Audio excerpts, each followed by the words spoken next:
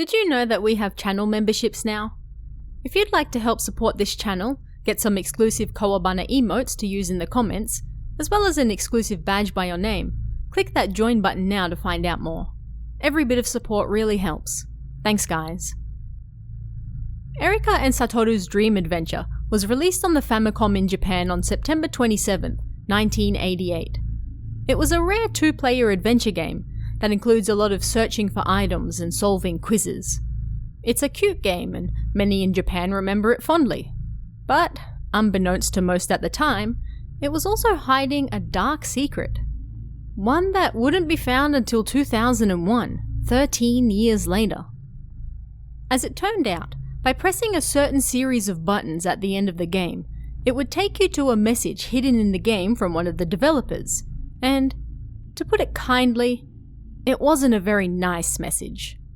But first things first, to unlock this secret message, you have to do the following.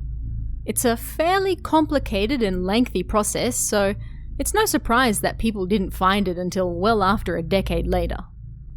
Once you reach the end screen, you have to leave it for 18 minutes. At this point, the screen will turn black and white. Wait another 18 minutes, and the screen will turn sepia. Wait 55 more minutes, and the background music will disappear. Next, you need to press A, B, Start, Select, and Left on controller 1, while someone presses A, B, and Right at the same time on controller 2. At this point, some new background music will kick in. Then again, on controller 1, you have to press B, Select, and Right, while someone presses B, Right, and Down on controller 2 at the same time. If you manage to do this successfully, the screen will change and you'll get a hidden message from someone calling themselves Hidemushi. And this message isn't pretty. Let's take a look at what he has to say. This song sure takes me back. They were good times. Everyone was professional then. But guys these days, come on. It's finally over. It was nothing but good memories. Piss off. Let me take this opportunity to deliver a few thanks. First, Ogura Kaoru, who ran off with a man partway through development. You, yes you, don't come into work without showering after having sex 6 times the night before. Next, Omachi Tatsuya. You, yes you, quit screwing around at work. You come in late on the day we have to deliver the ROM like it's nothing. I'm not gonna ignore this anymore, even if you do give me more dirty magazines. With your fat gut hanging out, it's no wonder all you can get is a kiss after spending 18,000 yen. The Namco debugger, Takano Kenji. Quit nitpicking the design when you're only a part-timer. And the one who dragged things down the most, Goto Kiyoharu. You, yes you. If I had a time machine, I'd send you all the way back to the Edo period. Do your stupid riddles there. I feel better now. Not Goto Kiyoharu. You, yes you. Ugh, disappear. Come to think of it, I'm thankful to some people. Okada-san, who took all the good parts. I know all about your abnormal fetishes. Yamagishi-kun, who didn't use soap until the game was finished. Please, go ahead to your heart's content. Iwata-kun, who did his best for most of the project. I'm sorry I got angry. Please keep doing your best. And the person who no doubt had it toughest.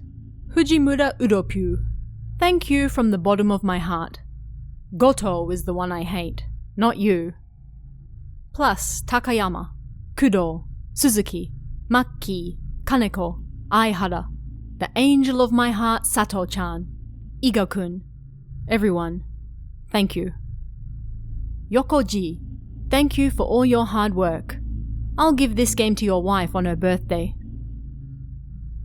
And you can get one final message at the end if you press A, B, and up on controller 1 at this point.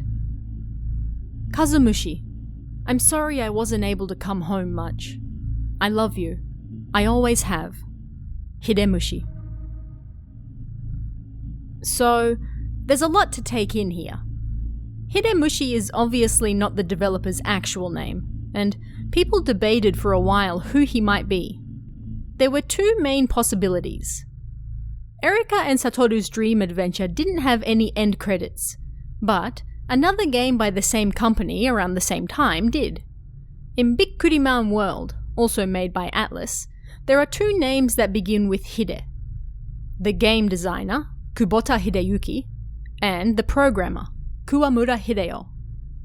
Although the hidden message was first spoken about on Ni Channel in 2001, it wasn't until 2004 that people actually took notice of it and started to make a fuss about who the various people involved could be. There were rumors that Hidemushi had long left the gaming industry by that point, and considering the rant he left in this particular video game, that's not surprising. He was supposedly close to 50 years old in 2004, meaning he would have been in his late 30s around the time the game was made.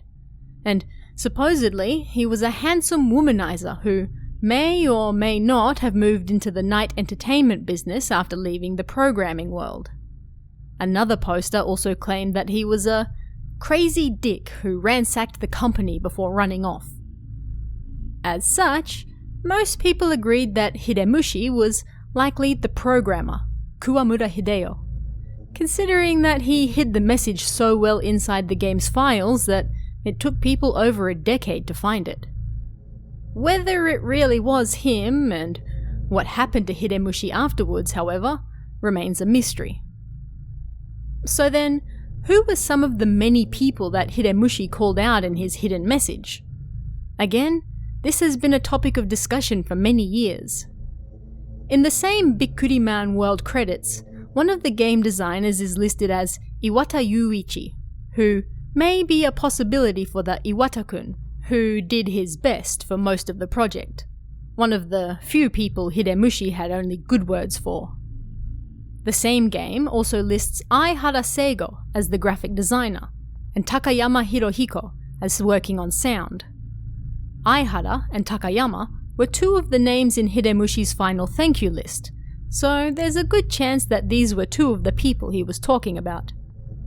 Fujihara, who Hidemushi mentioned as having it the toughest, was potentially Fujimura Hideki, who also worked as support on Bikkuriman World, while Yokoji may be Yokoyama Hideyuki, who also worked support on the same game, and then moved on to a whole bunch of Shin Megami Tensei games.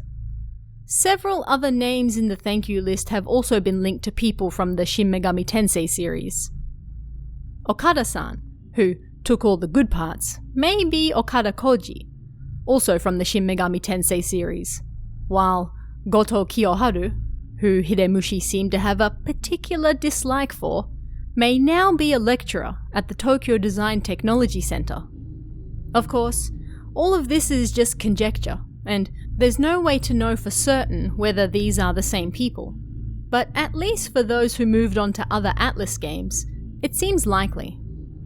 As for the rest of the names that Hidemushi clearly had a distaste for, to date, there's been no consensus on who these people might be. Despite using numerous full names in his lengthy call-out, nobody is quite sure who they are. It's possible that, like him, they moved on from the gaming world after this game, or perhaps he used slight aliases or nicknames to get around straight up calling people out. Either way, debate still rages and people are still looking. Now, this lengthy rant wasn't even the only hidden message in the game, and players managed to find even more, but I'll cover those in another video at a different date. Hidemushi sure had a lot to say, and this wasn't the end of it. But what do you guys think about this one? Let me know in the comments below, and I'll see you again next time.